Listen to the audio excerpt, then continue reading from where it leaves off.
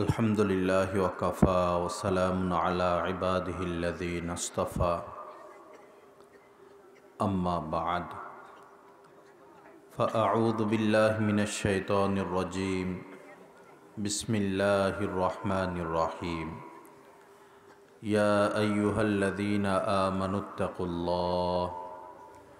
इत्तक़ुल्लाह वकूनू मअस सादिक़ीन सदक़ल्लाहु मौलानल अज़ीम वक़ाल रसूलुल्लाहि सल्लल्लाहु तआला अलैहि वसल्लम हुमुल जुलसाउ ला यश्क़ा बिहिम जलीसुहुम वक़ाल अलैहि स्सलातु वस्सलाम मसलुल्लज़ी यज़्कुरु रब्बहु वल्लज़ी ला यज़्कुरु मसलुल हय्यि वल मय्यित वक़ाल अलैहि स्सलातु वस्सलाम अद्दुनिया कुल्लुहा मता' व खैरु मता'इद दुनिया अल मरअतुस सालिहा वक़ाल अलैहि स्सलातु वस्सलाम कुल्लु मौलूदिन यूलदु अलल फित्रा फ़अबवाहु युहव्विदानिही औ युनस्सिरानिही औ युमज्जिसान औ कमा क़ाल अलैहि स्सलातु वस्सलाम अल्लाहुम्मा सल्लि अला सय्यिदिना मौलाना मुहम्मद व अला आलि सय्यिदिना मौलाना मुहम्मद व बारिक वसल्लिम। अल्लाह पाक जल्ला जलालुहु आमादेर सबाइके माफ़ करे देन। अल्लाह पाक जल्ला जलालुहु आजकेर এই মাহফিলকে কবুল করেন। সকলের জন্য জান্নাতুল ফিরদাউস নসিব করে দেন। আল্লাহ পাক এই মজলিসকে কবুল করেন। এই এলাকার সকল নারী পুরুষ ছেলে মেয়ে সবাইকে হেদায়েতে কামেলা নসিব করে দেন। লা ইলাহা ইল্লাল্লাহ। এই শীতের রাত্রিতে আপনারা মাটির উপরে বসা কেবলই দ্বীনের মহব্বতে, আল্লাহ আল্লাহর রাসূলের মহব্বতে। মহব্বত অনেক দামি জিনিস। এক সাহাবী হুজুরে পাক সাল্লাল্লাহু আলাইহি সাল্লামকে বললেন, মাতা সাআ, হে আল্লাহর রাসূল, কিয়ামত কবে হবে? নবীজি বললেন, মা আ'দাত্তা লাহা, যে কপাল পোড়া, তুমি কিয়ামত কবে হবে খবর জানতে চাচ্ছ, কিয়ামতের জন্য প্রস্তুতি কি নিলা? সাহাবী বললেন যে মা আ'দাত্তু লাহা, আমার তো কোনো প্রস্তুতি নাই। সাহাবা ইকরাম এমনই ছিলেন, নিজের আমল গোপন করতেন, গোপন রাখতেন, নিজেকে ছোট মনে করতেন, গুনাহগার মনে করতেন, পাপী মনে করতেন, অপরাধী মনে করতেন। এজন্যই তাদের মর্যাদা এত ঊর্ধ্বে, এত উপরে। হাদিস শরীফের মধ্যে এসেছে, মান তাওয়াজা লিল্লাহ রাফাআহুল্লাহ, যে ব্যক্তি আল্লাহর সন্তুষ্টির আশায় নিজেকে ছোট করে, আল্লাহ পাক তার মর্যাদা অনেক উপরে উঠাইয়া দেন। আর যে নিজেকে বড় বড় মনে করে, আমি হাজী সাহেব, আমি হাফেজ সাহেব, আমি আন্তর্জাতিক বক্তা, আমি লাখপতি কোটিপতি, নিজেকে যে বড় মনে করে, আল্লাহ পাক তাকে নিচু করে দেন, অসম্মানিত করেন। এজন্য নিজের আমল, নিজের ইবাদত গোপন রাখা, প্রকাশ না করা। যখন নবীজি বললেন যে তুমি কিয়ামতের খবর নিতে চাচ্ছ, তো কিয়ামতের জন্য প্রস্তুতি কি নিলা? তিনি তো বলতে পারতেন, আমার তাহাজ্জুদ ছুটে না, ইশরাক ছুটে না, আমি অমুক আমল করি, তমুক আমল করি। কিছুই বললেন না। বললেন মা আ'দাত্তু লাহা, আমি কোনো প্রস্তুতি নিতে পারি নাই। তবে ইল্লা আন্নী উহিব্বুল্লাহ ওয়া রাসূলাহু, এতটুকু বলতে পারি যে আমি আল্লাহ এবং তার রাসূলকে ভালোবাসি।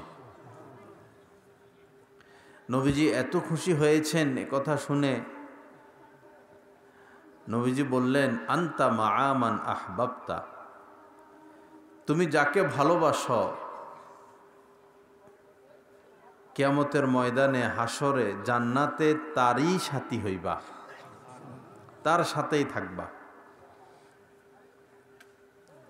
তো যেহেতু উনি আল্লাহকে ভালোবাসেন, রাসূলকে ভালোবাসেন, তার মানে রাসূলের সাথেই তিনি জান্নাতে থাকবেন। অন্য হাদিসে পাকের মধ্যে এসেছে, আল মারউ মাআ মান আহাব্বা, যে যাকে ভালোবাসে সে তারই সাথী হবে। আপনারা এখানে সাধারণ মানুষ, আপনারা যদি আলেম ওলামাদেরকে মহব্বত করেন, আলেম ওলামাদের সাথে উঠা বসা রাখেন, যেমন একটু আগে আপনাদের এলাকার সুনামধন্য আলেম কত সুন্দর দোয়া মুনাজাত করেছেন, দেখলেই মনে হয় উনি অনেক বড় আল্লাহর ওলি। এরকম বুজুর্গানে দিনদের সাথে যদি আপনাদের উঠা বসা হয়, মহব্বত হয়, তো উনারা যে মর্যাদা পাবে আখেরাতে, আপনারা শুধু মহব্বতের কারণে সেই মর্যাদায় পৌঁছে যাবেন। এজন্য আলেম ওলামাদের সাথে বিদ্বেষ না রাখা, দূরত্ব না রাখা, মহব্বত রাখা। আর পাপী লোকদের সাথে মহব্বত না রাখা, যারা পাপী অপরাধী তাদের সাথে মহব্বত না রাখা। তাদের সাথে মহব্বত রাখলে ওই পাপীরা পাপের কারণে যে শাস্তি ভোগ করবে, যে নিকৃষ্টতম স্থানে পৌঁছাবে, তাদেরকে মহব্বত করার কারণে আপনিও সেই নিকৃষ্ট স্থানে চলে যাবেন। এজন্য পাপীকে কখনো মহব্বত করতে নাই, নেককারকে মহব্বত করবেন। অন্য হাদিসে পাকের মধ্যে এসেছে, লা তুসাহিব ইল্লা মুমিনা, মুমিন ব্যতীত কাহারও সাথে উঠা বসা করবা না। যাদের সাথে উঠা বসা করবা, সম্পর্ক রাখবা, বন্ধুত্বতা স্থাপন করবা, তারা যেন অবশ্যই মুমিন হয়। আল্লাহ পাক আমাদেরকে আমলের তৌফিক দান করেন। তো কথা এসেছিল এখান থেকে, শীতের রাত্রিতে মাটিতে আপনারা বসা, কেবলই আল্লাহর মহব্বতে, আল্লাহর রাসূলের মহব্বতে, না অন্য কিছু আছে? অন্য কিছু নাই। মহব্বত ব্যতীত কেউ এই শীতের রাত্রিতে এই জমিনের উপরে বসে থাকতে পারে না। আল্লাহ পাক আপনাদের আমাদের এই মহব্বতকে কবুল করেন এবং মহব্বত আরও বাড়াইয়া দেন, আরও বাড়াইয়া দেন। মহব্বত যারা করবে তারা কখনো হতভাগ্য হবে না। অনেক বড় নেয়ামত আল্লাহকে মহব্বত করা, আল্লাহ রাসূলকে মহব্বত করা, আলেম ওলামাদেরকে মহব্বত করা। যাই হোক, এখানে যারা আমার সামনে বসা বেশিরভাগই মুরব্বী, আমার পিতার বয়সের, চাচার বয়সের, এরকমই মনে হচ্ছে। তো কি নিয়ে বা কি ধরনের কথা বললে আপনাদের বুঝতে সহজ হবে, আমারও এখন বুঝতে সমস্যা হচ্ছে। এই এলাকায় প্রথম আমার আসা। লা ইলাহা ইল্লাল্লাহ, আমার বাসা বুঝে আসে? মাশাআল্লাহ, মাশাআল্লাহ। মহিলা মাদ্রাসার উদ্যোগে এই মাহফিল। একটা মেয়ে অনেক বড় নেয়ামত। যার শুধু ছেলে সন্তান আছে, মেয়ে নাই, সে বাবা হওয়ার মজা পায় নাই, সে বাবা হওয়ার মজা পায় নাই। ছেলের চেয়ে মেয়েরা মাকেও বেশি ভালোবাসে, বাবাকেও বেশি ভালোবাসে। ছেলেরা এক পর্যায়ে মা বাবাকে ভুলেও যায় বা দূরত্ব সৃষ্টি হয়। নিজে বিয়ে শাদী করে, তার ঘর সংসার হয়, নিজের পরিবার নিয়ে ব্যস্ত হয়ে যায়। মেয়ে স্বামীর বাড়িতে চলে যায় সত্য, কিন্তু স্বামীর বাড়িতে গেলেও মা বাবাকে বলতে পারে না, মা বাবার কথা মনে রাখে। দেশ গ্রামে আমি এমন অনেককে দেখেছি, স্বামীর পিতার বাড়িতে তেমন কেউ নাই আসার মতো, বেড়াইতেও আসে না, নিজের স্বামীর বাড়িতে থাকে। মাঝে মধ্যে আসে, এসে দূর থেকে মায়ের কবরটা দেখে যায়, বাবার কবরটা দেখে যায়, এ উদ্দেশ্যে আসে। দূর থেকে এসে মায়ের কবরটা এক নজর দেখে যায় আর বাবার কবরটা দেখে যায়। এজন্য মেয়ে বাচ্চাদের প্রতি খেয়াল রাখবেন, মেয়ে হইলে অসন্তুষ্ট হবেন না, নারাজ হবেন না। নবীজির ছেলেও জন্ম হয়েছিল, কিন্তু তারা আল্লাহর ইশারায় দুনিয়াতে বেঁচে থাকেন নাই, মেয়ে বাচ্চাই ছিল। নবীজির 4 সন্তান, 4 জন মেয়ে, হযরতে জয়নব, হযরতে উম্মে কুলসুম, হযরতে রুকাইয়া, হযরতে ফাতেমা রাদিয়াল্লাহু তাআলা আনহুম। তো এজন্য মেয়ে বাচ্চা হলে অসন্তুষ্ট হতে নাই, ওদেরকে আদর করা, সোহাগ করা। মা বাবারা এমন করে, যখন ভাত খাইতে বসে তো ছেলের পাতে প্লেটে মাছ দেয়, তরকারি দেয়, আর মেয়ের প্লেটে শুধু তরকারি দেয়, মাছ দেয় না।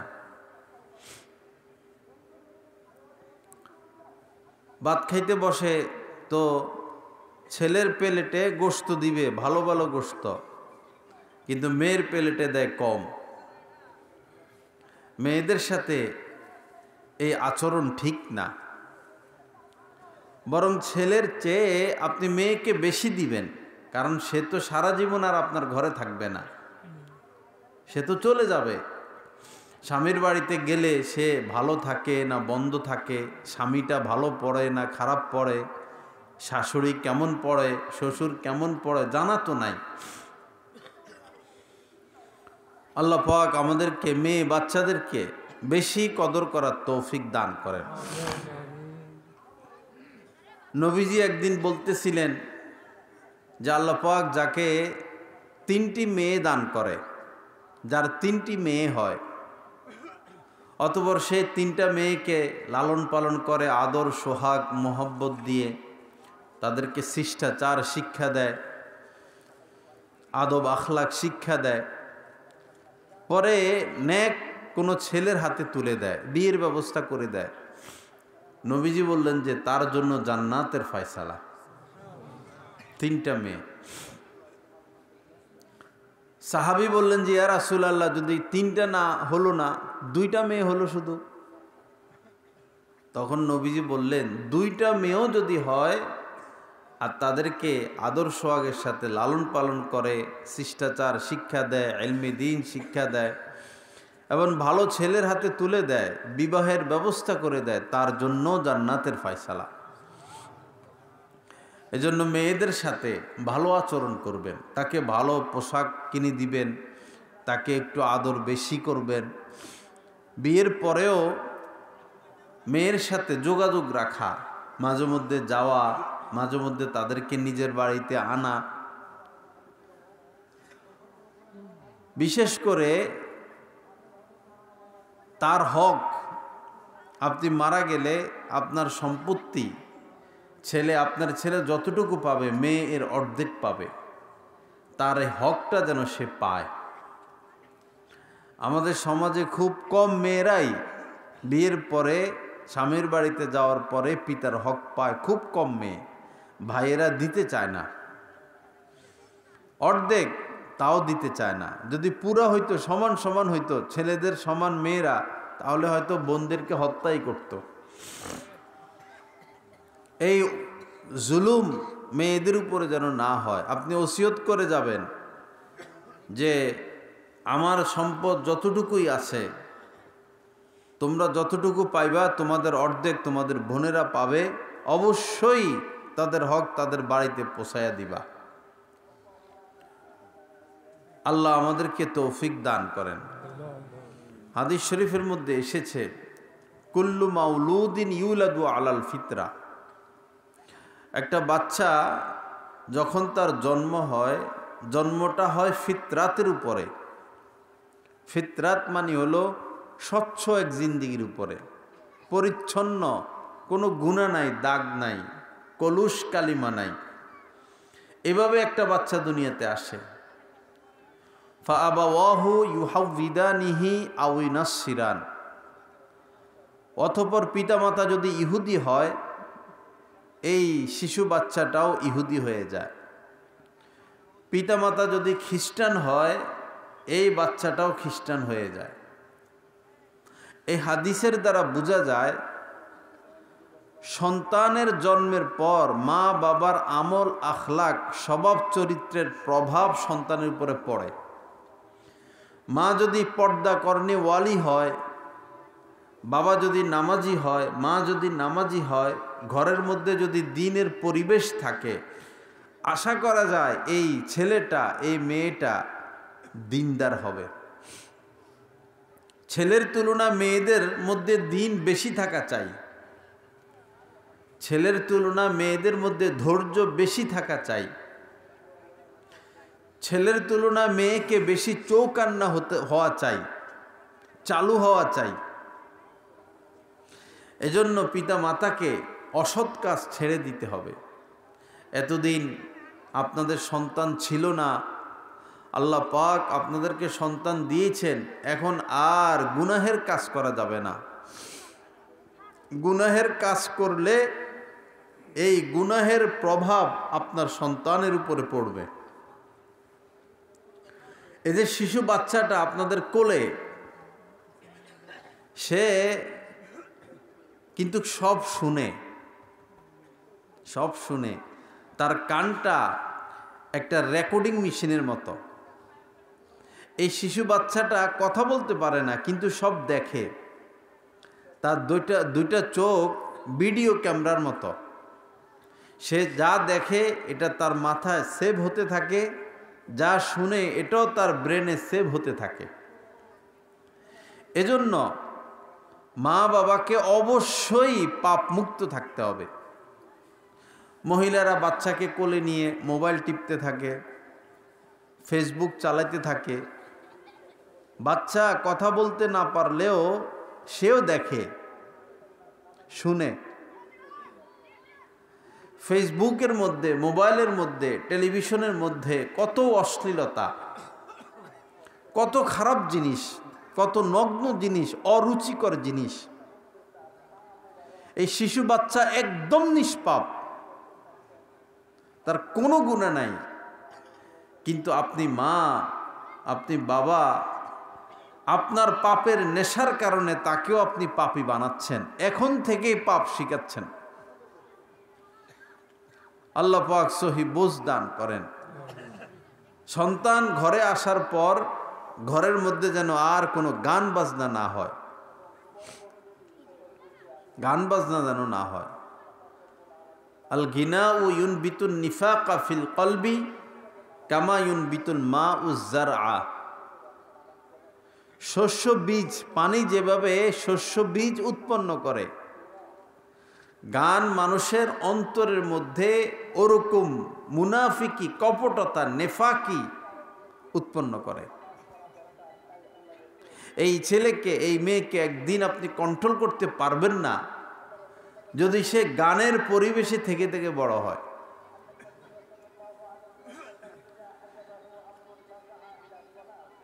মাকে এখন থেকে পর্দা করা শুরু করতে হবে। মহিলা যদি পর্দা করে, মা যদি পর্দা করে, বাচ্চারা ছোট কাল থেকেই পর্দা বুঝে। আল্লাহ পাকের শুকর, আমার পরিবারের মধ্যে পর্দা আছে, তা আমার ছোট বাচ্চারাও পর্দা বুঝে। আজকে আমাদের বাসায় মেহমান এসেছিলেন, তা আমার ছোট ছেলে, বয়স 3.5 বছর, সে আমাকে হাত ধইরা যেখানে মেহমানরা ছিল সেখানে নিয়ে যাচ্ছে। আর বলতেছে কেউ নাই কেউ নাই আসো। পুরা কথা বলা শিখে নাই, একটু একটু শিখছে, কেউ নাই আসো। তার মানে মেহমান বের হয়ে গেছে, এখন আমি রুমে যাইতাম। তো সে এটা কিভাবে বুঝলো যে ঘরের মধ্যে তো পর্দা আছে। মা বাবার মধ্যে যদি পর্দা থাকে, সন্তানের মধ্যে আপনাতেই পর্দা আসবে। আল্লাহ সহি বুঝ দান করেন। আল্লাহ পাক আমাদেরকে ইসলাহে কামেল নসিব করেন। এবং স্বামী স্ত্রী সুলভ যে আচরণ, সন্তানের সামনে সেটা নিষেধ। আপনারা ভাববেন যে 6 মাসের বাচ্চা 1 মাসের বাচ্চা কি বুঝে, না বুঝলেও তার ব্রেনে এটা বসে যায়,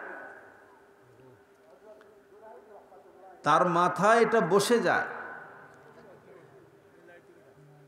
এবং হাদিস শরীফের মধ্যে এসেছে 2 বছরের মাথায় বাচ্চাকে আলাদা করে দেওয়া। স্বামী স্ত্রী যেখানে ঘুমাবে সন্তান থাকবে, তবে 2 বছর পর্যন্ত। 2 বছর পরে সন্তানকে আলাদা করে দেওয়া। দাদির সাথে থাকবে, দাদার সাথে থাকবে, অথবা আলাদা থাকবে।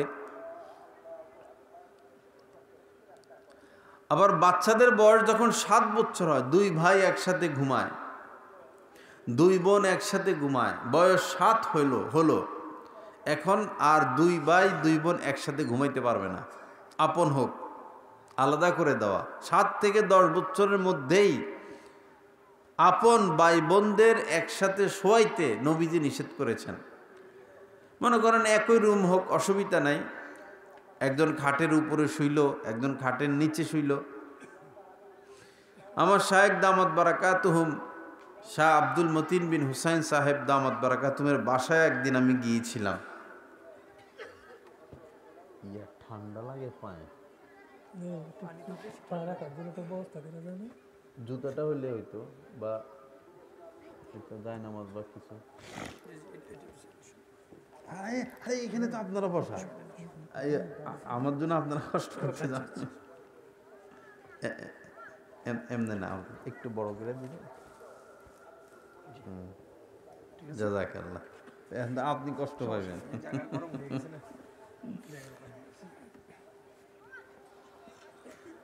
মাইকলা বাবা, আওয়াজ একটু কম রাখো, একটু কম রাখো, কথা যেন বুঝে আসে। লা ইলাহা ইল্লাল্লাহ। তো হযরতের বাসায় আমি গিয়েছিলাম, পরে দেখলাম যে খাট তো আছে, আবার নিচে জাজিম বিছানো রুমের মধ্যে, ওখানে বালিশ টালিশ, 2 ছেলে। পরে আমি জানলাম যে এক ছেলে শোয় খাটের উপরে, আর এক ছেলে শোয় খাটের নিচে, ওই জাজিমের উপরে। ওয়াজ শুধু করলে হবে না, শুনলে হবে না, এটার বাস্তবায়ন করতে হবে। কিন্তু আমরা হাদিসে আপন 2 ভাইকে একসাথে শুইতে নিষেধ, কিন্তু আমরা এত গাফেল যে চাচাতো ভাইয়ের সাথে, মামতো ভাইয়ের সাথে, খালতো ভাইয়ের সাথে বাচ্চারা ঘুমায়, আমরা এটাকে কিছু মনে করি না। চাচাতো ভাই বয়স 15 বছর, 18 বছর, আপনার ছেলেটার বয়স 10 বছর, 8 বছর, 12 বছর, কোনোভাবেই এই আপনার বাচ্চাকে ওই ছেলের সাথে আপনি শুইতে দিবেন না। বর্তমান সময়ের দিকে লক্ষ্য করে বলা যায় এটা জায়েজই হবে না, একদম জায়েজ হবে না। আবার মনে করেন চাচাতো বোন, জ্যাঠতো বোন, মামতো বোন, বয়স 16, 17, আপনার মেয়েটার বয়স 4 বছর, 6 বছর, 8 বছর, 10 বছর, তাকেও ওই বড় মেয়েটার সাথে ঘুমাইতে দেওয়া যাবে না। কারণ সময় অনেক খারাপ, বর্তমানে সময় অনেক খারাপ। পাপ ছাড়া, গুনাহ ছাড়া ছেলে মেয়েদের মাথায় আর কিছু নাই। আল্লাহ হেফাজত করেন, আল্লাহ পাক তৌফিক দান করেন। তো প্রাসঙ্গিক কমে বললাম এগুলো। আমাদের ওলামা ইকরাম তো এখন এটাও বলেন যে আপনার আদরের মেয়েটাকে, মানে কোলের বয়স আছে 3 বছর 5 বছর বয়স, কোলে নেয়, মানুষ আদর করে। তো এই মেয়ের সাথে ভবিষ্যতে যাদের পর্দা হবে যেমন চাচাতো ভাই, জ্যাঠতো ভাই, মামতো ভাই, পর্দা হবে এই এখন থেকে এই মেয়েকে এই ছেলেদের কোলে না দেওয়া। আপনি দেখতেছেন যে আপনার মেয়েটাকে তার চাচাতো ভাই আদর করতেছে, এখন আদরই করে না সে তার শাহওয়াত পুরা করে, এটা তো মনের ব্যাপার, বোঝা যাচ্ছে না। এখন থেকেই আপনার সন্তানকে আপনি হেফাজতে রাখতে হবে। পানি দাও, গরম পানি দাও, ঠান্ডা পানি আছে, গরম পানি। আল্লাহ পাক আমাদেরকে মাফ করে দেন। তো বিশেষ করে মেয়ে সন্তানের প্রতি বেশি সজাগ রাখবেন। দেশ গ্রামে দেখা যায় মেয়েদের বয়স 7, 8, 9, 10 হয়ে যায়, এখনো তাদেরকে হাফ প্যান্ট পরানো হয় এবং ওড়না পরে না। এটা নিতান্ত অন্যায় কথা, কখনো এটা করা যাবে না। মেয়েটার বয়স 1.5 বছর, 2 বছর, এখন থেকে পায়জামা পরাবেন। ছেলেটার বয়স 1.5 বছর, 2 বছর, 2.5 বছর, এখন থেকে পায়জামা পরাবেন। তার মধ্যে আল্লাহ যে লজ্জা দিয়েছেন, এই বাচ্চাটার মধ্যে আল্লাহ যে লজ্জা দিয়েছেন, এই লজ্জাটা আমাকে আপনাকে হেফাজতে রাখতে হবে। কারণ লজ্জা, আল হায়াউ কুল্লুহু খায়র, নবীজি বলেছেন লজ্জা যার কাছে যতটুকু আছে পুরাটা নিয়ামত।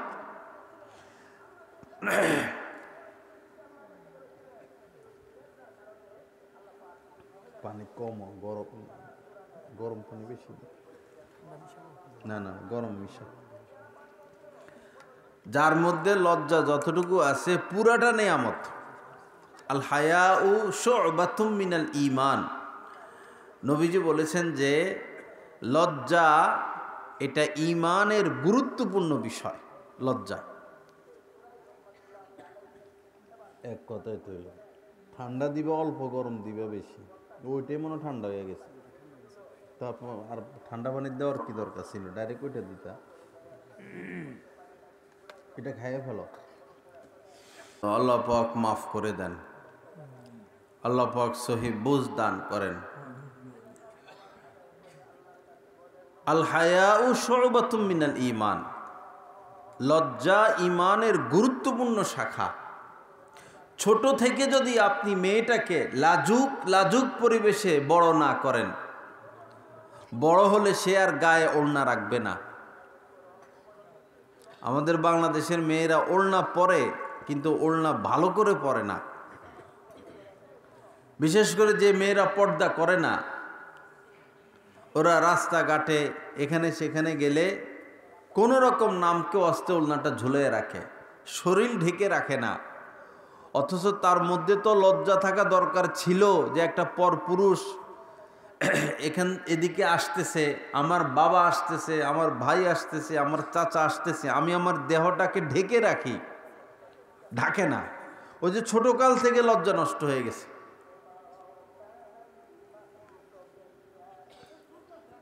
ফ্লাক্সের ঠান্ডা হয়ে গেছে।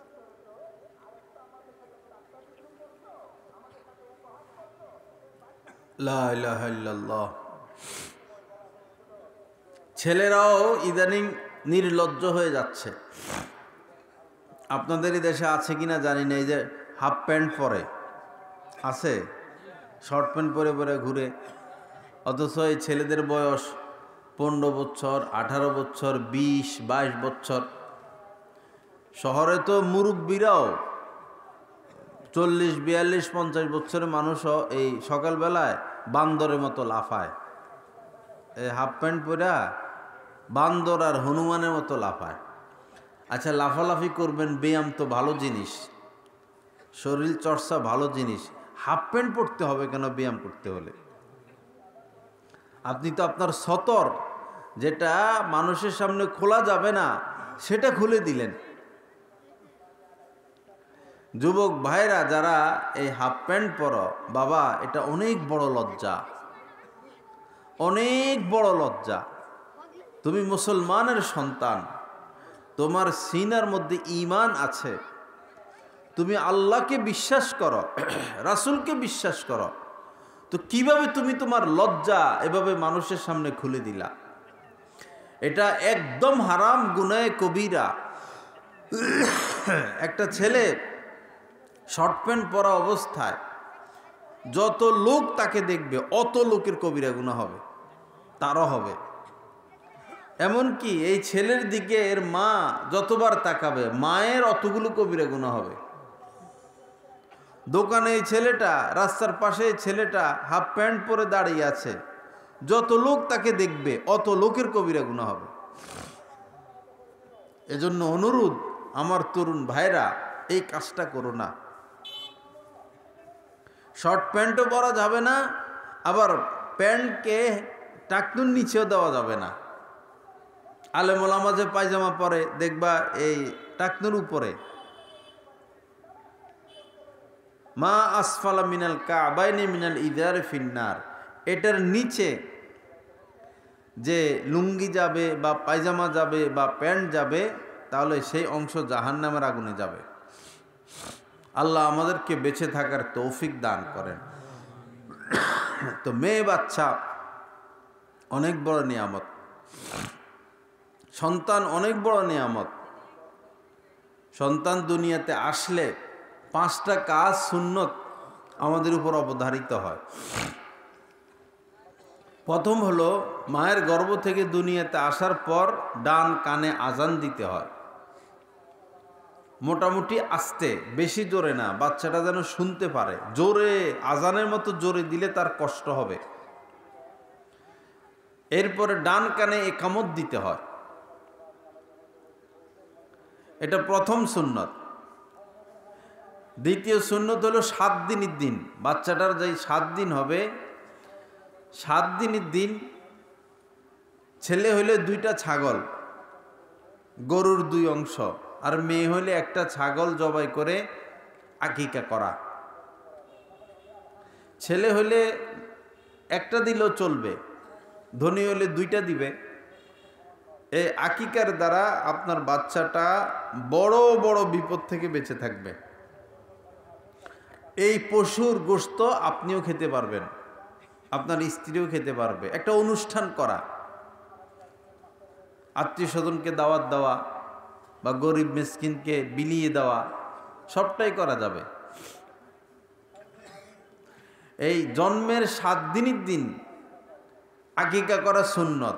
এই সুন্নতটা না মানার কারণে এখন এটা চলে গেছে খতনা করার পর 7 দিনের দিন মানুষ একটা অনুষ্ঠান করে। বাচ্চাদেরকে যে মুসলমানি করানো হয়, 7 দিনের দিন একটা অনুষ্ঠান চালু হয়েছে বিভিন্ন সমাজে, ওটা সুন্নত না, এটা সুন্নত।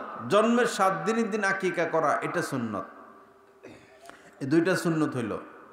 3টা হলো, এই 7 দিনের দিন তার হাত পায়ের নখগুলো কাটা এবং বেলেট দিয়ে আস্তে আস্তে মাথাটা কামানো, চুলগুলো কামানো, নখ এবং চুলগুলোকে মেপে এই পরিমাণ স্বর্ণ আল্লাহর রাস্তায় সদকা করা। চাটা গরম চা,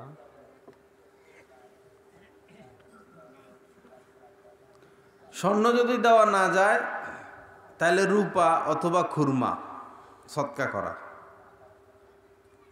এরপরে 7 দিনের দিন তার একটা নাম রাখা, ইসলামী নাম, আলেমুল আমাদের সাথে পরামর্শ করে একটা সুন্দর নাম রাখা। অনেকে কোরআন শরীফের থেকে নাম বাইর করে, কাযিবিন নাম রাখে। কোরআন শরীফের মধ্যে তো পাইছি ভাই, কাযিবিনের অর্থ তো মিথ্যাবাদী। অনেক ভয়ঙ্কর ভয়ঙ্কর নাম রাখিয়া বসে। কোরআন শরীফে তো অনেক জাহান্নামের নামও আছে। এখন বাচ্চার নাম জাহান্নামের নাম রেখে দিবেন? আলেমদের সাথে পরামর্শ করতে হবে নাম রাখতে। এই 4টা সুন্নত বললাম। আরেকটা সুন্নত হলো তাহনিক করানো। আর একটু বড় হওয়ার পর, শক্ত হওয়ার পর কোনো আল্লাহওয়ালা বুজুর্গর কাছে নিয়ে যাওয়া, যেমন সভাপতি সাহেব এখানে ছিলেন, আলেম ওলামা আছেন, আল্লাহওয়ালা বুজুর্গ ব্যক্তির কাছে বাচ্চাটাকে নিয়ে যাওয়া খেজুর সহ। তিনি খেজুর চিপিয়ে তার মুখের লালা সহ এই বাচ্চার মুখে লাগিয়ে দিবেন।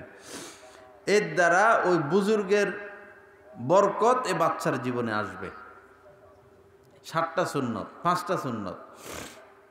আল্লাহ আমাদের সবাইকে আমলের তৌফিক দান করেন। যাই হোক, আমার বাবারা, ভাইয়েরা, এই সন্তান সম্পর্কে আমি এই কথাগুলো বললাম। বিশেষ করে মেয়ে বাচ্চা, হাদিস শরীফের মধ্যে এসেছে আদ-দুনিয়া কুল্লুহা মাতা। এই পৃথিবীতে আল্লাহ পাক যত কিছু সৃষ্টি করেছেন সব উপভোগ্য নিয়ামত আর নিয়ামত। কত ধরনের ফলমূল আল্লাহ পাক সৃষ্টি করেছেন, কত ধরনের গাছপালা, তরুলতা, আকাশ জমিন, সব নিয়ামত। এই নিয়ামতগুলোর মধ্যে শ্রেষ্ঠতম নিয়ামত হচ্ছে আল মারআতুস সালেহা, নেককার স্ত্রী। শ্রেষ্ঠতম নিয়ামত কি? নেককার স্ত্রী। যেই লোক নেককার স্ত্রী পাইল সে দুনিয়াতে জান্নাত পেয়ে গেল, তার জিন্দিগি জান্নাতে জিন্দিগি। আর যে নেককার স্ত্রী পেল না, বদকার, পাপী, রাস্তায় রাস্তায় ঘুরে, মোবাইল টিপে, মার্কেটে মার্কেটে ঘুরে, সে বুঝে যে জাহান্নাম তো শুনছি, দেখি নেই, তবে জাহান্নামের কষ্টটা কি হবে সে অনুভব করে। এজন্য নেককার স্ত্রী বিবাহ করতে হবে। কেউ যদি নেক সন্তান কামনা করে, তার প্রথম পদক্ষেপ হবে নেক স্ত্রী বিবাহ করা। হাদিস শরীফের মধ্যে এসেছে যে তুনকাহুল মারআতুলি আরবাঈন, নারীদেরকে 4 কারণে বিবাহ করা হয়। লিমালিহা, মাল সম্পদ দেখে। মেয়ের বাপ বড় লোক, এটা ঠিক না। কেউ যদি মাল দেখে বিবাহ করে সে গরিব হয়ে যায়। ওয়ালি জামালিহা, মেয়ের সৌন্দর্যতা দেখে বিবাহ করা হয়। ওয়ালি হাসাবিহা, মেয়ের বংশ মর্যাদা দেখে বিবাহ করা হয়। ওয়ালি দীনিহা, দিন দেখে বিবাহ করা হয়।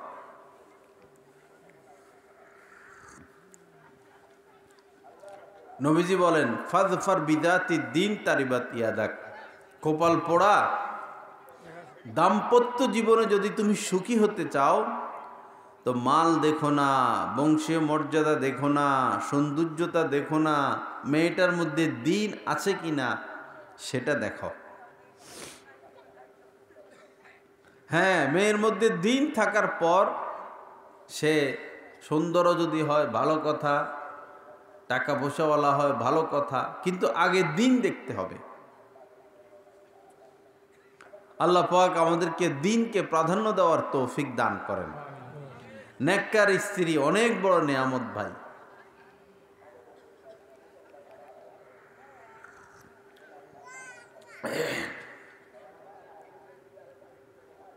এখন বলে, মা বোনেরাও হয়তো আওয়াজ পাচ্ছেন, নবীজি বলেন ইদা নাজারা ইলাইহা সাররাতহু, ওই নারী, নেককার নারী, স্বামী যখন তার দিকে তাকায় স্বামীকে সে খুশি করে দেয়।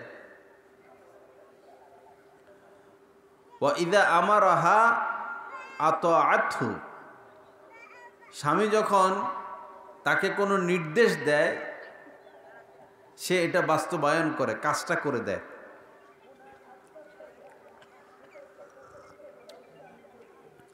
ওয়া ইদা গাবা আনহা হাফিজাতহু, স্বামী যখন স্ত্রীর থেকে দূরে যায়, ঢাকা গেল, বিদেশ গেল, তো স্ত্রী নিজের দেহেরও হেফাজত করে, স্বামীর মালেরও হেফাজত করে। এই 3 কাজ যেই নারী করে তাকে নবীজি আল মারআতুস সালেহা, নেককার স্ত্রী বলেছেন।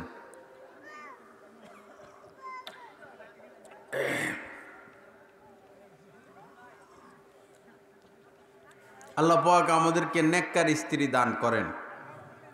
যার স্ত্রী নেক না, দোয়া করবেন রব্বানা হাবলানা মিন আজওয়াজিনা ওয়া যুররিয়াতিনা কুররাতা আ'য়ুনিন ওয়াজআলনা লিল মুত্তাকিনা ইমামা।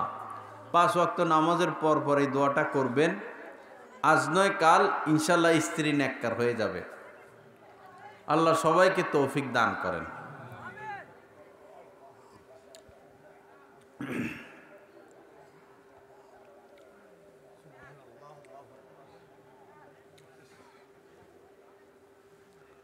লা ইলাহা ইল্লাল্লাহ সাল্লাল্লাহু আলাইহি ওয়াসাল্লাম। তা আমার ভাইরা, আমি খুতবাতে আরও কিছু হাদিস পড়েছিলাম। হুজুর পাক সাল্লাল্লাহু আলাইহি সাল্লাম বলেন যে মাসালুল্লাযী ইয়াযকুরু রাব্বাহু, যে আল্লাহর জিকির করে এবং যে করে না, উভয়ের মধ্যে পার্থক্য হলো জিকিরকারী জীবিত মানুষের ন্যায়, আর যিনি জিকির করেন না তিনি মৃত ব্যক্তিদের ন্যায়। কোরআনে কারীমের মধ্যে আল্লাহ পাক বলেছেন, ফাযকুরুনি আযকুরুকুম, তোমরা আমাকে স্মরণ করো, আমার জিকির করো, আমিও তোমাদেরকে স্মরণ করব। হাদিসে কুদসির মধ্যে এসেছে, ওয়া আনা মাআহু ইযা যাকারানি, আল্লাহ পাক বলেন বান্দা যখন আমার জিকির করে আমি তখন তার সাথেই থাকি। ফাইন যাকারানি ফি নাফসিহি যাকারতুহু ফি নাফসি, যখন সে মনে মনে আমাকে স্মরণ করে আমিও তাকে মনে মনে স্মরণ করি। কত বড় দৌলত দেখেন! আমার মতো পাপী তাপী, আমাদের মতো অপরাধীরা যখন আমরা মনে মনে আল্লাহকে স্মরণ করি, আল্লাহও মনে মনে আমাদেরকে স্মরণ করে। কত বড় কথা! ওয়া ইন যাকারানি ফি মালাইন যাকারতুহু ফি মালাইন খায়রিন মিনহু, আল্লাহ বলেন বান্দা যদি সভা সমাবেশে আমাকে স্মরণ করে তা আমি এর থেকে উত্তম সভা সমাবেশে তার স্মরণ করি, অর্থাৎ ফেরেশতাদের মজলিসে।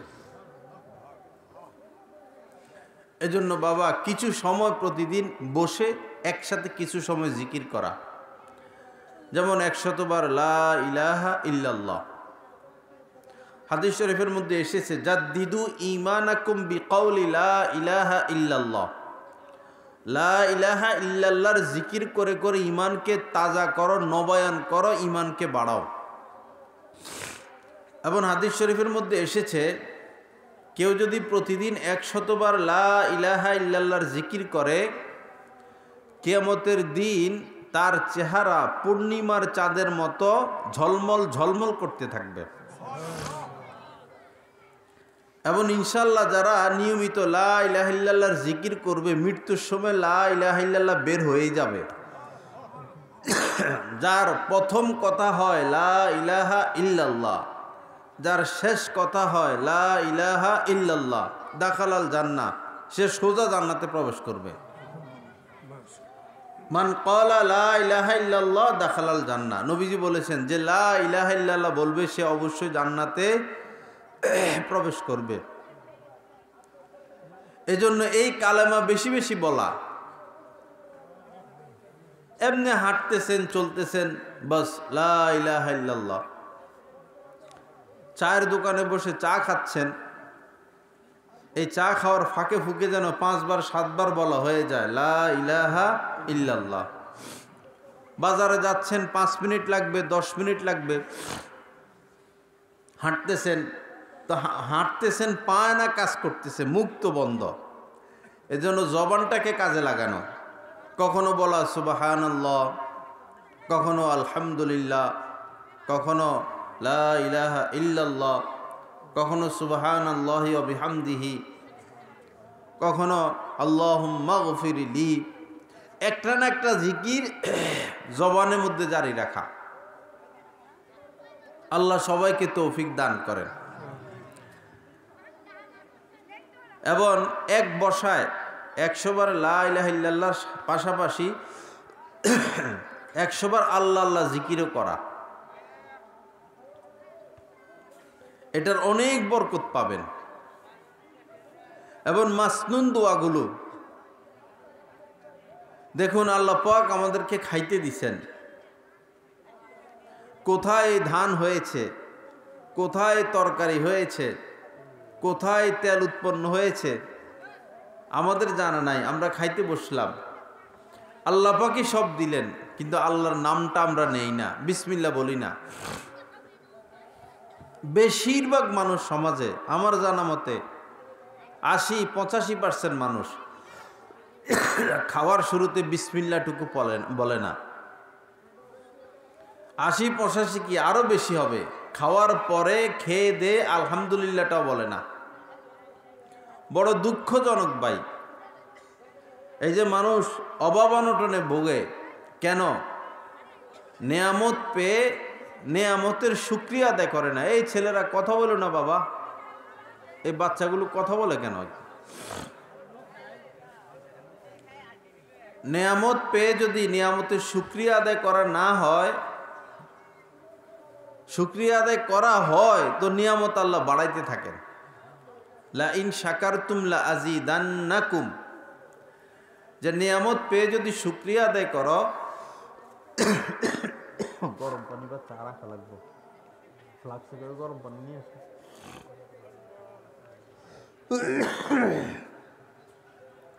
নিয়ামত পেয়ে যদি নিয়ামতের শুকরিয়া আদায় করো তো আমি নিয়ামত বাড়াইয়া দিব। বাবা ভাত খাইলাম কত বড় নিয়ামত, গোশত খাইলাম কত বড় নিয়ামত, চা কফি খাইলাম কত বড় নিয়ামত, তো শুকরিয়া তো আদায় করলাম না। এজন্য কমসে কম আজকের এই মাহফিল থেকে আমরা শিখে নিব যে খাওয়ার আগে অবশ্যই বিসমিল্লাহ বলবো, খাওয়ার পরে কমপক্ষে আলহামদুলিল্লাহ বলবো। কি বলেন ইনশাআল্লাহ? মনে থাকবে তো? এমনি তো খানার দোয়া আছে, আল্লাহুম্মা বারিক লানা ফিমা রাযাকতানা ওয়া কিনা আযাবান নার। খানার শুরুতে এটা বলা বিসমিল্লাহি ওয়া আলা বারাকাতিল্লাহ। খানা শেষ হলে আলহামদুলিল্লাহিল্লাযী আত'আমানা ওয়া সাকানা ওয়া জা'আলানা মিনাল মুসলিমিন। এখন যদি দোয়া না পারেন শিখবেন, আর আপাতত খানার শুরুতে বিসমিল্লাহ কমপক্ষে, নাহলে পুরো বললেন বিসমিল্লাহির রহমানির রহিম, আর শেষে কমপক্ষে আলহামদুলিল্লাহ। মনে থাকবে তো ইনশাল্লাহ? আজকে দুপুরে খানা খেয়ে আলহামদুলিল্লাহ কে কে পড়ছি একটু মনে কষ্ট নিয়েন না দেখি। মাশাআল্লাহ মাশাআল্লাহ, বহুত আল্লাহর বান্দা আছে। আল্লাহু আকবার। যে খেয়ে শুকরিয়া আদায় করবে আল্লাহ তাকে না খাওয়াইয়া মারবেন না, মনে রাখবেন। যে খানা খেয়ে শুকরিয়া আদায় করবে তাকে না খেয়ে থাকতে হবে না, আল্লাহ তার রিজিক বাড়াইতেই থাকবেন। চা খাবেন আলহামদুলিল্লাহ বলবেন, কফি খাবেন আলহামদুলিল্লাহ বলবেন, নাস্তা খাবেন আলহামদুলিল্লাহ বলবেন। এই যে শীতকাল, আমরা আসার সময় দেখলাম যে আমাদের সামনে একটা পিকআপের পিছনে একজন বুড়া মানুষ বসা আর একজন বুড়ি মানুষ বসা। বাতাস লাগতেছে তাদের গায়ে।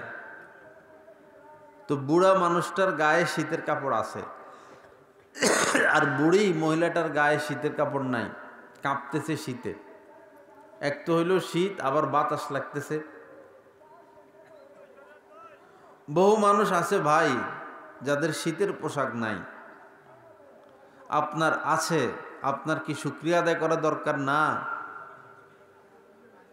বহু মানুষ আছে এখনো চট গায়ে দেয়, চট বিছায়। আর যাদেরকে আল্লাহ পাক তোশকের উপরে শোয়াচ্ছেন, কম্বলের ব্যবস্থা করে দিয়েছেন, তাদের কতটা শুকরিয়া আদায় করা দরকার। আজীবন শুকরিয়া আদায় করলেও এত নিয়ামত আমরা ভুগতেছি যে এই নিয়ামতের শুকরিয়া আদায় হবে না।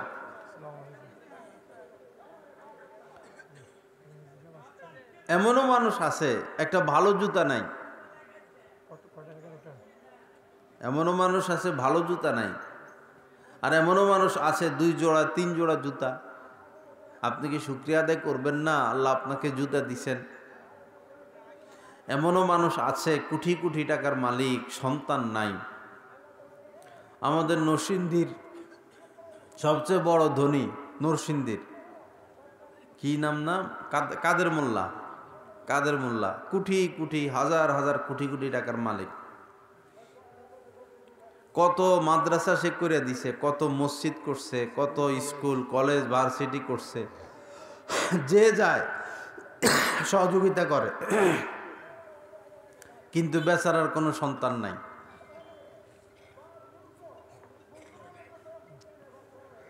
একটা সন্তান কত বড় নেয়ামত, সারাদিনই তো আল্লাহ শুকরিয়া আদায় করা দরকার। আল্লাহ পাক আমাদেরকে কৃতজ্ঞ বান্দা হওয়ার তৌফিক দান করেন। এ তো হলো শুকরিয়া।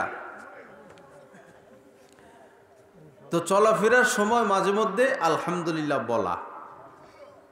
ঘরে গেছেন, আপনার স্ত্রী, আপনার সন্তান, যেমন এখন মাহফিলের পরে আপনি বাসায় গেলেন, যাই যদি শুনেন যে আপনার ছেলেটা হারাইয়া গেছে, মেয়েটা কোথায় চলে গেছে, ছেলেটার হাত কাটা গেল, স্ত্রী অসুস্থ হয়ে গেল, বিপদ না? তা আপনি যদি ঘরে গিয়ে দেখেন যে স্ত্রীও সুস্থ, বাচ্চাগুলো সুস্থ, তো শুকরিয়া আদায় করা দরকার কি না? এই জন্য শুকরিয়া আদায় করা, আল্লাহ আমার স্ত্রী সন্তানকে আপনি সুস্থ রাখছেন। কয়দিন আগে আমার একটা মেয়ে, ছোট মেয়ে হারায় গেছে। পরে তো খোঁজাখুঁজি আমার মাহফিল হলো শরীয়তপুর, সেখানে যাইতে হবে বৈরূপ থেকে। যেই সময় রওনা দিমু সেই সময় খবর আইছে হারায় গেছে। পরে মাহফিলওয়ালাদেরকে জানাই দিছি আমি আসতে পারবো না, আমার মেয়ে হারায় গেছে। ওইখানে আমি প্রধান অতিথি। আর এদিকে খুঁজতে পরে গিয়া পাওয়া গেছে যে ওই ছাদের উপরে গেছিল, পরে ওইখানে ঘুমাইয়া গেছে ছোট মেয়ে। তো মনে করেন যদি তাকে পাওয়া না যাইতো, আল্লাহ হেফাজত করেন, মরণ পর্যন্ত কি এই কষ্ট দূর হইতো? কষ্ট দূর হইতো না। বহু বাচ্চা আমাদের এই ভারতে পাচার হয়ে যায়, বহু বাচ্চা মেয়েরা জাপানে, চীনে, বিভিন্ন রাষ্ট্রে আমাদের মেয়েরা পাচার হয়ে যায়। এরা আর ফিরে আসতে পারে না। এরা এক পর্যায়ে আত্মহত্যা করে বা মারা যায়। তো ঘরে গিয়ে নিজের স্ত্রী সন্তানকে সুস্থ পাওয়া, এটা আল্লাহর নেয়ামত। আল্লাহকে তৌফিক দেন, আল্লাহ পাক আমাদেরকে কবুল করেন। আরেকটা বিষয় হইল এমনভাবে বেঁচে থাকা যে আমাদের উপর আমাদের রব আল্লাহ পাক সন্তুষ্ট থাকবেন। আল্লাহ পাক সন্তুষ্ট থাকেন বান্দা যদি গুনাহ মুক্ত থাকে। আল্লাহ পাক অসন্তুষ্ট হয়ে যান বান্দা যদি পাপ করে। আপনি কিভাবে বুঝবেন আপনার উপর আল্লাহ সন্তুষ্ট না অসন্তুষ্ট?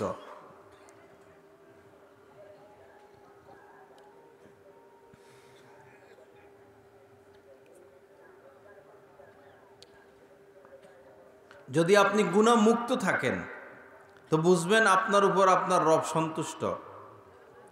আর যদি গুনাহ যুক্ত থাকেন, পাপে লিপ্ত থাকেন, বুঝবেন আপনার রব আপনার উপর অসন্তুষ্ট। ইন্নাল্লাহা আখফা সালাসান ফি সালাস, হাদিস শরীফের মধ্যে এসেছে আল্লাহ পাক তিনটি জিনিসের মধ্যে গোপন রেখেছেন। আখফা রিজাহু ফি তাআতিহি, তার সন্তুষ্টিকে গোপন রেখেছেন তার আনুগত্যের মধ্যে। ও আখফা সাকাতাহু ফি মাসিয়াতিহি, আর তার অসন্তুষ্টি, রাগ, ক্রোধকে গোপন রেখেছেন নাফরমানির মধ্যে। ও আখফা আউলিয়া আহু ফি ইবাদিহি, আর তার অলিদেরকে গোপন রাখছেন সাধারণ মানুষদের মধ্যে। স্ত্রী অলি, স্বামীর খবর নাই।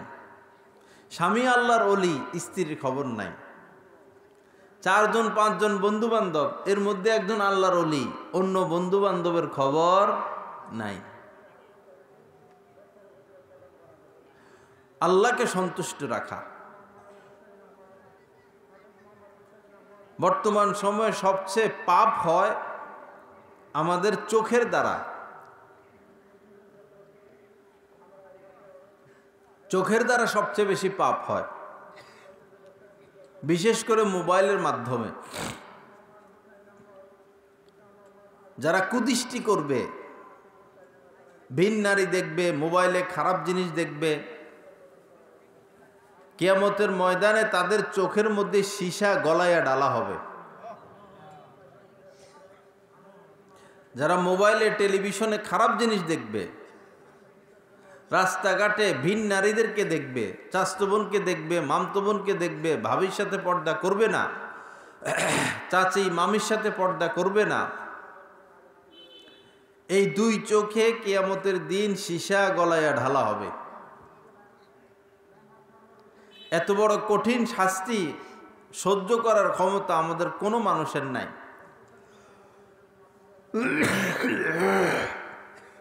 মাফলার রাখতে হবে, এটা হইল বুয়া।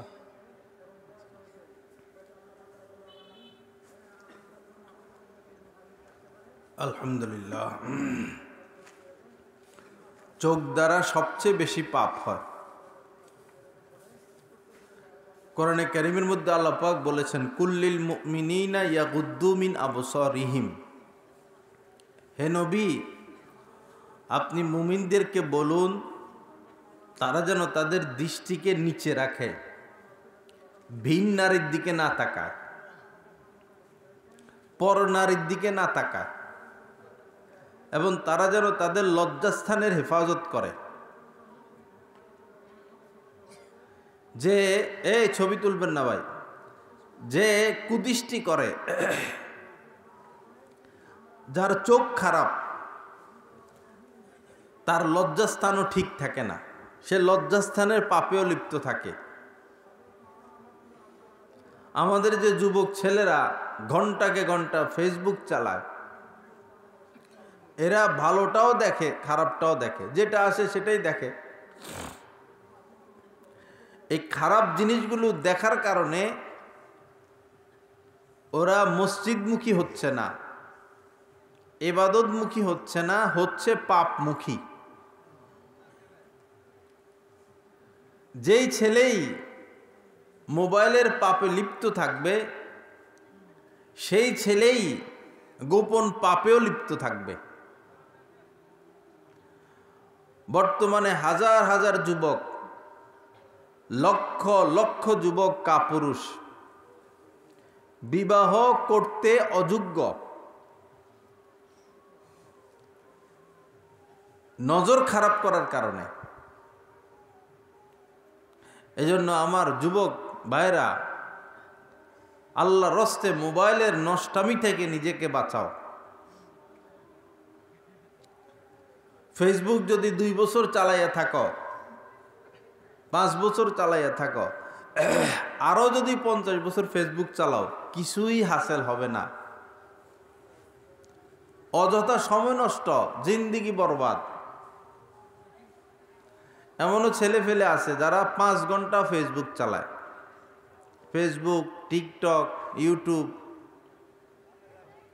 তো অনেককে আমি জিজ্ঞেস করছি, তো কি করো 4-5 ঘন্টা? কয় বুয়া, খামোখা আর কি, খামোখা।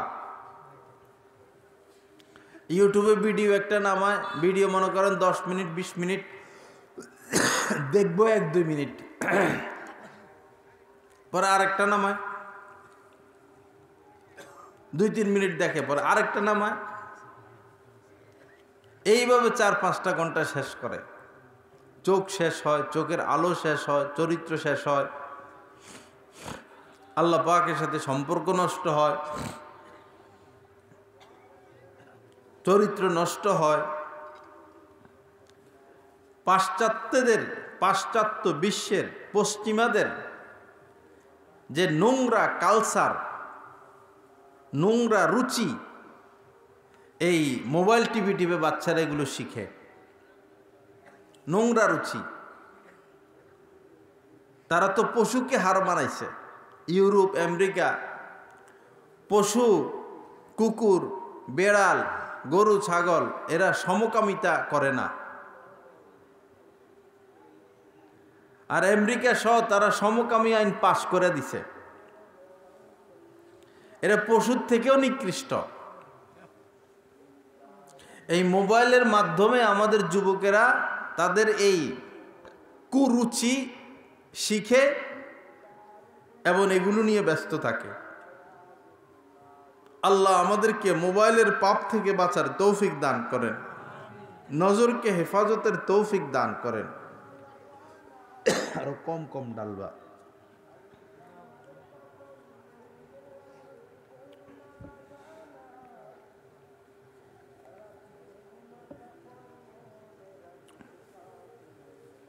লা ইলাহা ইল্লাল্লাহ। আল্লাহ পাক আমাদের সবাইকে মাফ করে দেন। আমার কথাগুলো বুঝেননি আপনারা? মাশাআল্লাহ, ফায়দা হইতেছে। আমি কথা বলতে পারতেছি না, গলা কাশ আসতেছে। কয় মিনিট হইল? বক্তা কই? কটা বাজে? আল্লাহ, লা ইলাহা ইল্লাল্লাহ, লা ইলাহা ইল্লাল্লাহ। আল্লাহর রস্তে আজকে সবার প্রতি অনুরোধ, নজরকে হেফাজত করবেন। কি বলেন? ইনশাআল্লাহ। বাঁচি মরি কোনো ভিন নারী দেখব না, মোবাইলে টেলিভিশনে কোনো খারাপ জিনিস দেখব না। রাজি আছেন তো ইনশাআল্লাহ? নবীজি বলেছেন, ইন্নান নাদারা সাহমুন মিন সিহামি ইবলিস মাসমুম।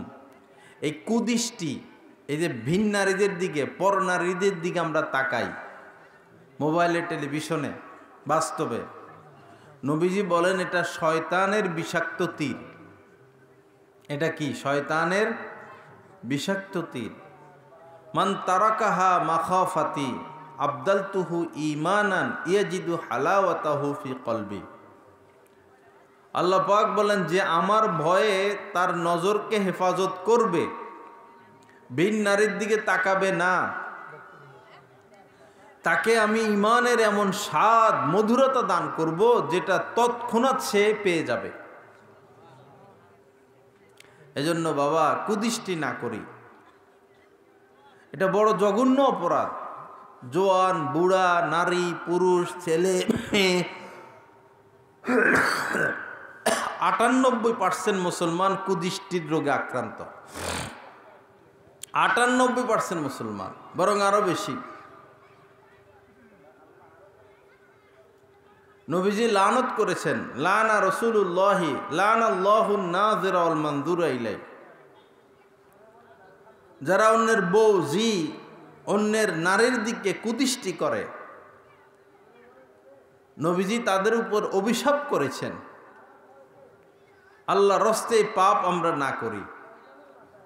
আল্লাহ আমাদের সবাইকে তৌফিক দান করেন। নিজেদের মধ্যে সুন্দর আচরণ, রাস্তাঘাটে দেখা হলে হাসি মুখে সালাম দেওয়া, হাসি মুখে। আমাদেরকে পাইলে মানুষ এমন সালাম দেয় আর এমন মুসাফা করে, আমরা বিরক্ত হয়ে যাই। ভাই, আপনার এলাকার মধ্যে কত মানুষের সাথে তো দেখা হয়, সেই সময় কেন সালাম দিবেন না? সেই সময় কেন মুসাফা করবেন না? চাচার সাথে দেখা হইল, আসসালামু আলাইকুম চাচা যান, কেমন আছেন, মুসাফা করলেন। এলাকার কাহারোর সাথে দেখা হইল, হাসি মুখে সালাম দিলেন, মুসাফা করলেন।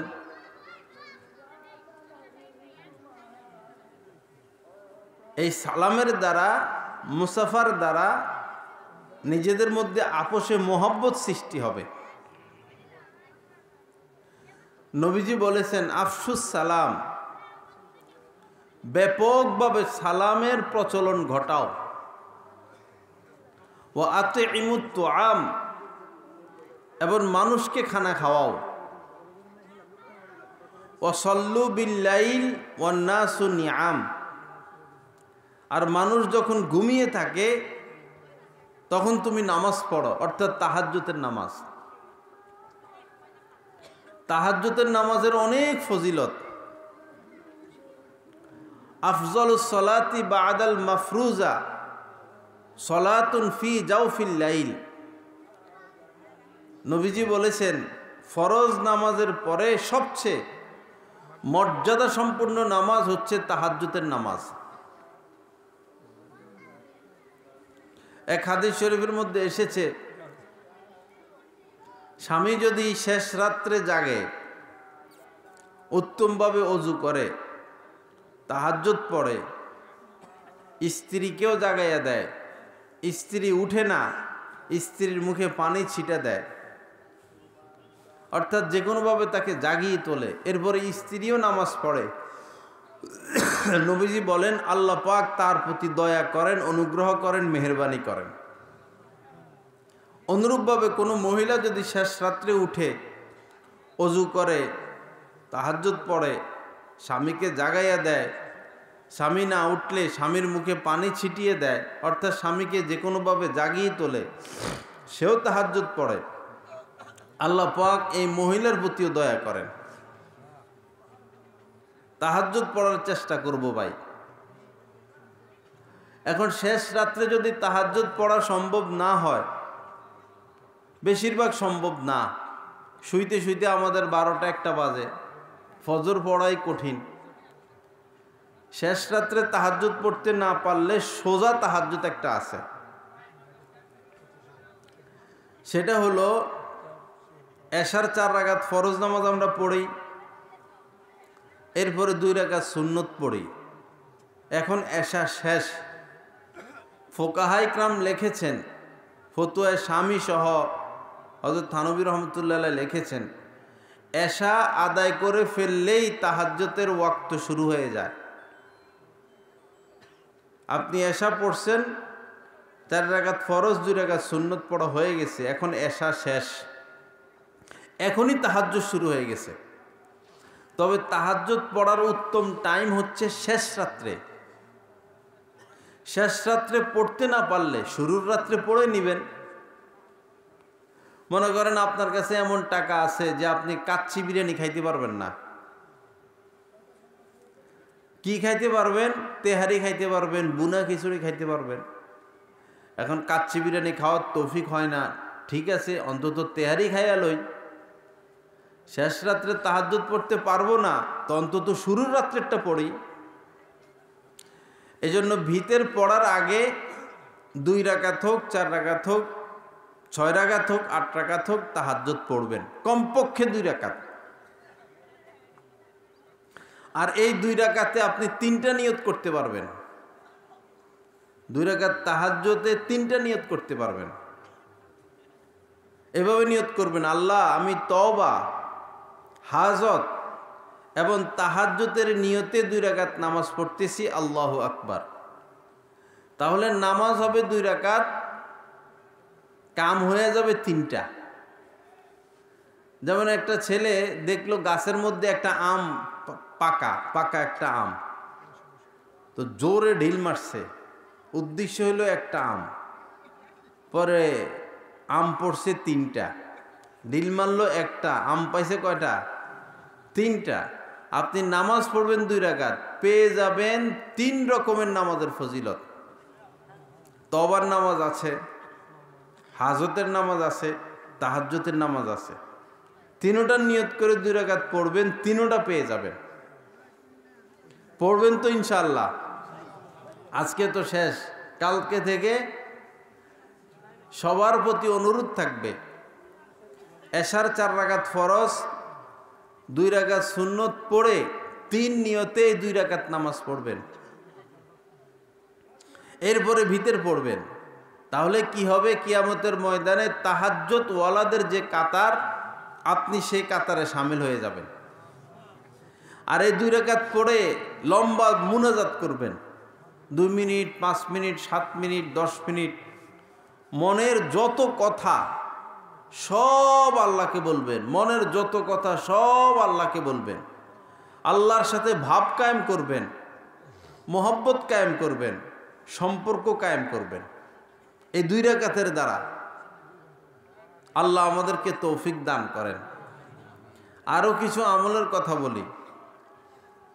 একদম মারা যাওয়ার সাথে সাথে জান্নাত, বলতাম আমলটা 1 মিনিট লাগবে করতে, প্রতিদিন 2 মিনিট লাগবে আমলটা করতে। যদি করেন মারা যাওয়ার সাথে সাথে জান্নাত। হাদিস শরীফের মধ্যে এসেছে, ফজরের পরে কেউ যদি আল্লাহুম্মা আজিরনি মিনান নার 7 বার পড়ে, মাগরিব পর্যন্ত এই সময় যদি সে মারা যায়, মারা গেলে জান্নাত। মাগরিবের পরেও আবার পড়লো আল্লাহুম্মা আজিরনি মিনান নার। ফজর পর্যন্ত যদি ইন্তেকাল হয়ে যায় কোথায় চলে যাবে? জান্নাতে। বলেন আল্লাহুম্মা আজিরনি মিনান নার, আল্লাহুম্মা আজিরনি, এটা জিম, আজিরনি মিনান নার। 7 বার পড়বেন। 2 মিনিট লাগবে। আরো মজার একটা আমল আছে, সেটাও 2 মিনিট লাগবে বা 3 মিনিট লাগবে। সেটা করলে কি হবে? কিয়ামতের দিন নবীজি আপনাকে সুপারিশ করে জান্নাতে ঢুকাইয়া দিবে। নবীজি বলেন মান সাল্লা আলাইয়া মান সাল্লা আলাইয়া হিনা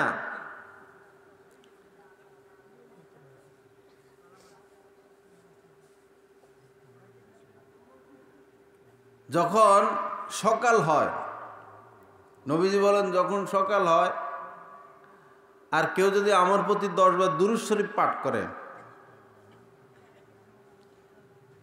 আর যখন সন্ধ্যা হয় তখনও আমার প্রতি 10 বার দুরূদ শরীফ পাঠ করে, আদরাকাতহু শাফাআতি, সে অবশ্যই আমার শাফাআত লাভ করবে। মান সাল্লা আলাইয়া হিনা ইউসবিহু আশরান ওয়া হিনা ইউমসি আশরান আদরাকাতহু শাফাআতি। সকালবেলা 10 বার দুরূদ শরীফ পড়লো, আবার সন্ধ্যাও পড়লো, এই আমল যে জারি রাখবে কিয়ামতের দিন অবশ্যই নবীজি তার জন্য সুপারিশ করবে।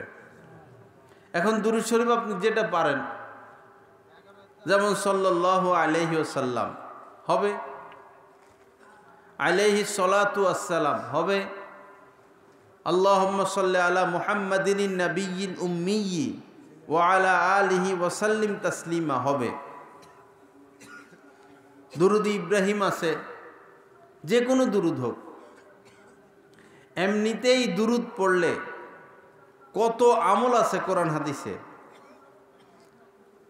এই হাজার হাজার আমলের মধ্যে একটা আমলই এমন যেটা যে কোনো মানুষ করবে আল্লাহ পাক সেটা কবুল করবেন, ফিরিয়ে দিবেন না। অনেক আমল আছে, কবুলের গ্যারান্টি একটার ব্যাপারে। সে যদি মদখোর হোক, সে জিনাখোর হোক, সে সুদখোর হোক, সে পাপী হোক, সে আলেম হোক, নারী হোক, শিশু হোক, একটা আমল আল্লাহ পাক সবার থেকে পাইকারিভাবে কবুল করেন। সে আমলটা হচ্ছে দুরুদের আমল। কিসের আমল? দুরুদের আমল।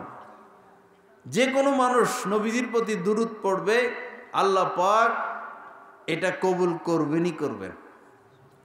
এজন্য বাবা বেশি বেশি দুরুদ পড়া।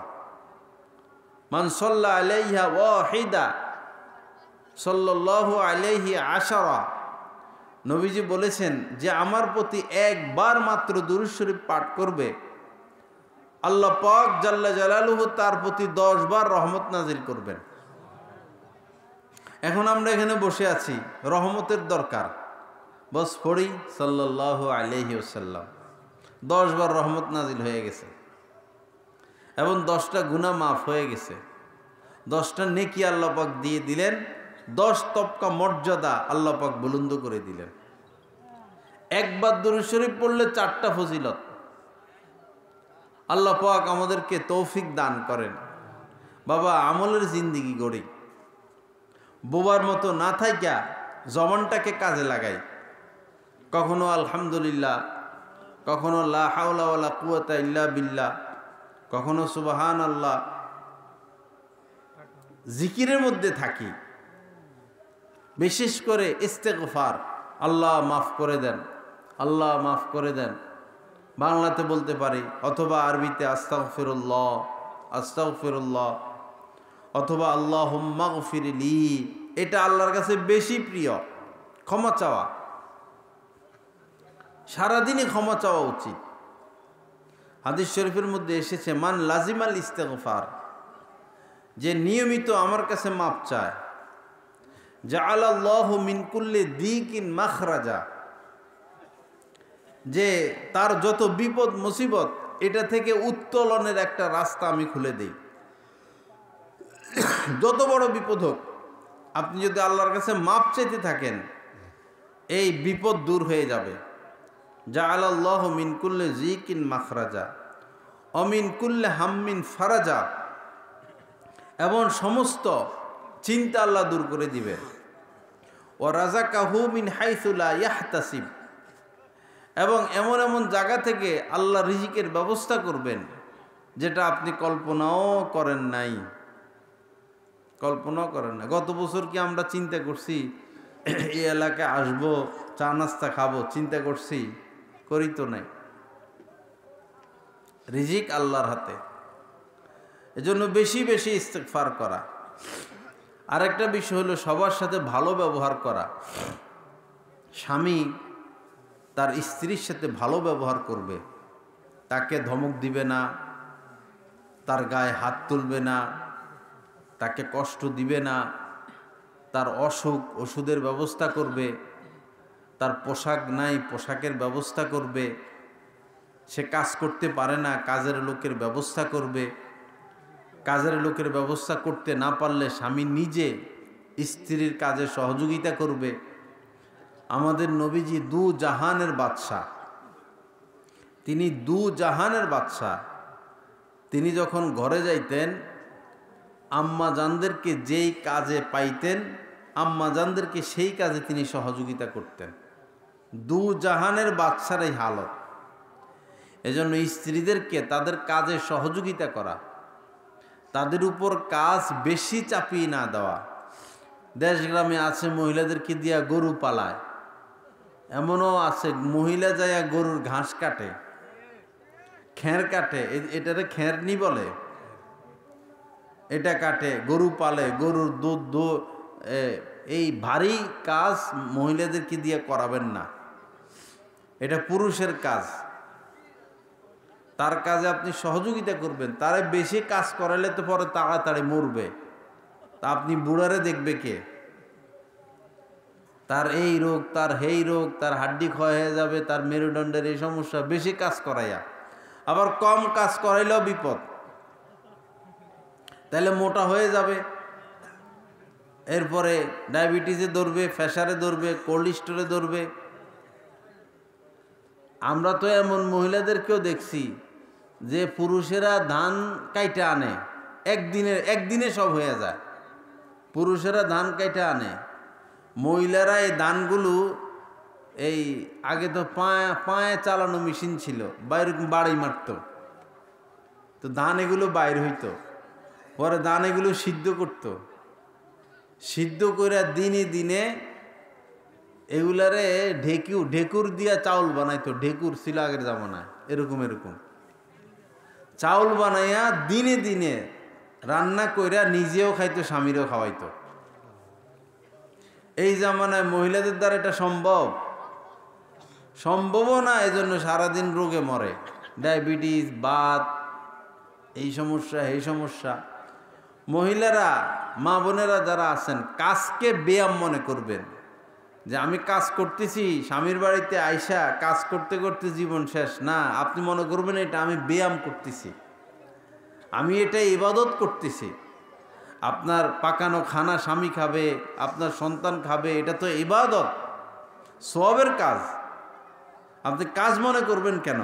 ব্যায়াম মনে করবেন। যে মহিলা কাজ বেশি করে তার শরীর স্বাস্থ্য তত ভালো থাকে।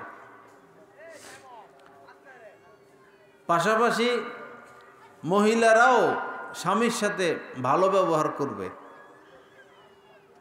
স্বামীর মুখে মুখে তর্ক করবে না।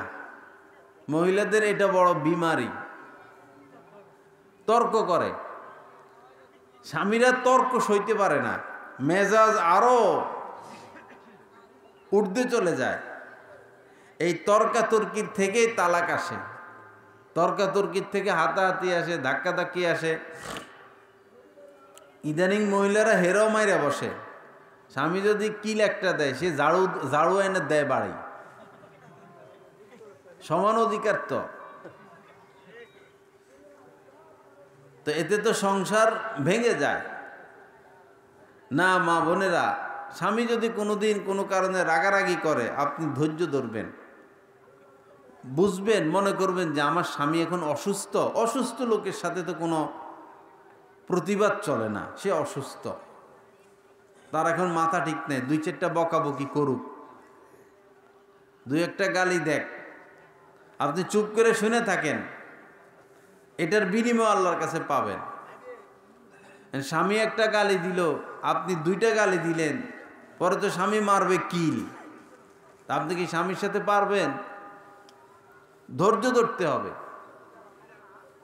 কোনোদিন যদি এমন হয় স্ত্রী গরম, খুব গরম, স্বামীর উচিত সেদিন ঠান্ডা হয়ে যাওয়া, চিন্তা করা যে সে অসুস্থ মনে হইতেছে, আচ্ছা আজকে সে গরম, একটু গরমাগরমি করুক, আজকে সে আমারে ভাত দিবে না, আমি নিজে ভাত নিয়ে খাই, অথবা আজকে সে ভাত পাকাবে না, আমি পাকাই, অথবা আমি ভাত পাকাইতে পারলাম না, বস বাজারের থেকে বিরিয়ানি আইনা খাওয়াইলাম, দনোজন গরম হইতে নাই। দনোজন গরম হইলে সংসার ভেঙে যায়, ছেলে মেয়েগুলো বদমেজাজি হয়। মা বাবার মেজাজ যদি বদ হয়, তো ছেলে মেয়েদের মেজাজও বদ হয়। মা ধৈর্যশীলা, বাবা ধৈর্যশীল, তো সন্তানগুলো এরকম হয়। আল্লাহ পাক আমাদের সবার প্রতি মেহেরবানি করেন, এই কথাগুলোর উপর আমাদেরকে আমলের তৌফিক দান করেন। ঘুমায় গেছেন সবাই? বুঝতেছেন নি আমার কথা? ফায়দা হইতেছে? মাশাআল্লাহ মাশাআল্লাহ। কই এই কই যে পাঠাইলাম মুজাহিদ সহ পাঠাইলাম, শেষ করে দিই আইবো, কোথায় গেছে? আসতেছেন কাছাকাছি, আমরা একটু ধৈর্য ধরি। আল্লাহ পাক আমাদের সবাইকে মাফ করে দেন, আল্লাহ পাক সহি বুঝ দান করেন। তো স্ত্রীদের সাথে ভালো আচরণ করব তো ইনশাআল্লাহ। এটা কি আমার কথা না আল্লাহর কথা? আল্লাহর কথা। আল্লাহ পাক বলেছেন ওয়া আশিরুহুন্না বিল মা'রুফ। আপনার কথা বলেন না, কথা বললে মানুষ এদিকে তাকায়। ওয়া আশিরুহুন্না বিল মা'রুফ। আল্লাহ পাক বলেন যে তোমাদের স্ত্রীদের সাথে উত্তম আচরণ করবা, সর্বোত্তম আচরণ, সবচেয়ে ভালো ব্যবহার করবা। আবার স্ত্রীদেরকেও বলেছেন যে ইদা দাআর রাজুলু যাওজাতাহু লিহাজাতিহি, স্বামী যখন কোনো প্রয়োজনে তার স্ত্রীকে ডাকে, ফালতাতিহি ওয়া ইনকানাত আলা তান্নুর, স্ত্রী রান্নাবান্নার মতো গুরুত্বপূর্ণ কাজেও যদি ব্যস্ত থাকে,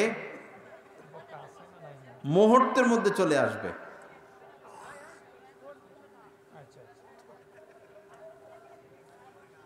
এবং হাদিস শরীফের মধ্যে এসেছে হুন্না লিবাসুল লাকুম ওয়া আনতুম লিবাসুল লাহুন্না। কোরআনে কারিমের আয়াত এটা, যে এরা কথা বলে কেন বাচ্চারা?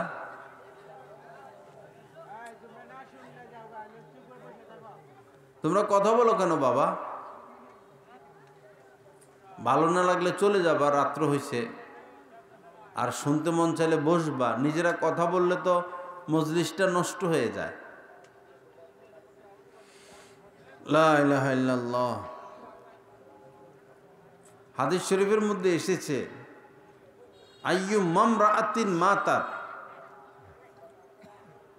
কোন স্ত্রী যদি এমন অবস্থায় মারা যায়, ও যাওজুহা আনহা রাদিন, যে তার স্বামী তার উপর সন্তুষ্ট ছিল, স্বামীর খেদমত করে, স্বামীকে সন্তুষ্ট রেখে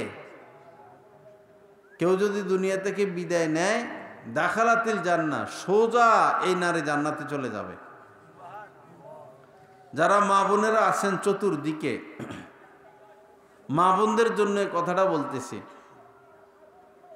মা বোনেরা যদি শুধু 4টা আমল করে, 1 2 3 4, মা বোনেরা যদি 4টা আমল করে মৃত্যুর পর জান্নাতে যাবে শুধু এমন না, বরং তাদেরকে বলা হবে জান্নাতের যে দরজা দিয়ে তোমরা প্রবেশ করতে চাও প্রবেশ করতে পারবা। নবীজি বলেন ইযা সাল্লাতিল মারআতু খামসাহা, যখন কোনো মহিলা 5 ওয়াক্ত নামাজ আদায় করবে। কতক্ষণ লাগবে? ও মাশাআল্লাহ, তো হয়েছে। লা ইলাহা ইল্লাল্লাহ। তো যাই হোক, অনেক কথা আলোচনা হলো, এই কথাটা বলে দিই। ওয়াসামাত শাহরাহা, রমজান মাসে রোজা রাখবে। ওয়া আহসানাত ফারজাহা, নিজের দেহ লজ্জাস্থানের হেফাজত করবে। ওয়া আহসানাত ফারজাহা, এবং ওয়া আতাআত যাওজাহা, স্বামীর আনুগত্য করবে। কিলা লাহা দুখুলিল জান্নাতা মিন আইয়ি আবওয়াবিল জান্নাতি শি'তি, মৃত্যুর পর এই নারীকে বলা হবে জান্নাতের যেই দরজা দিয়ে তুমি প্রবেশ করতে চাও প্রবেশ করতে পারবা। যা কিছু আলোচনা হলো, আল্লাহ পাক জাল্লা জালালু নিজ করমে আমাদের সবাইকে কথাগুলোর উপর আমল করার তৌফিক দান করেন। আজকের এই মাহফিলকে আল্লাহ পাক কবুল করেন, সবাইকে পূর্ণ ইসলাম নসিব করে দেন।